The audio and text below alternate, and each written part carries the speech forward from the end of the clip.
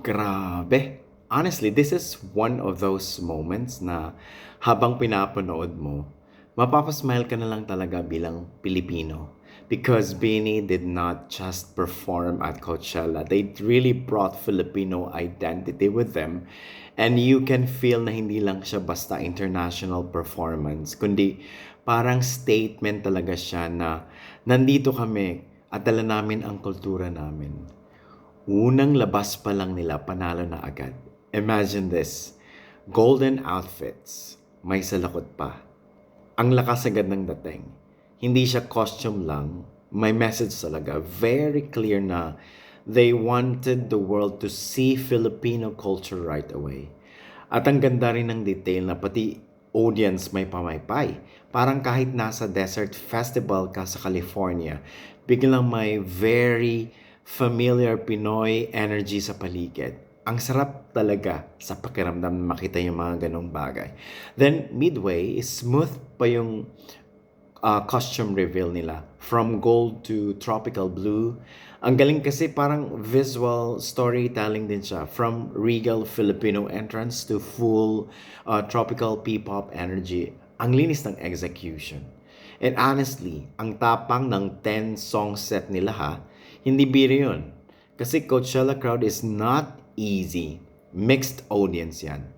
Iba-ibang nationality, iba-ibang taste, pero they kept the energy consistent.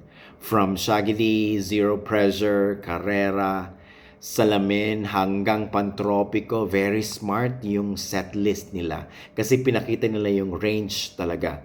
Personal favorite ko talaga yung Thought na dinala nila yung Shaggy because my local childhood reference siya. Very Filipino pero ginawang globally performable. Tapos yung signature introduction nila, sobrang goosebumps moments. Mabuhay! We are Beanie!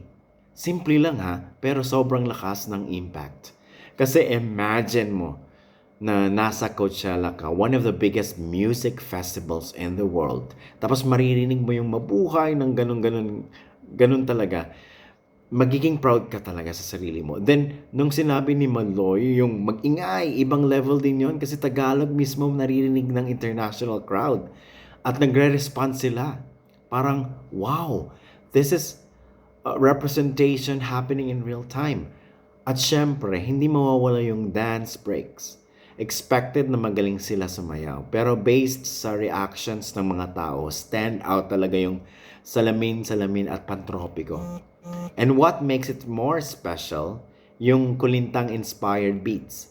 Yan yung klase ng detail na minsan hindi agad mapapansin ng casual viewers. Pero sobrang importanteng cultural layer siya. Hindi lang performance, my identity.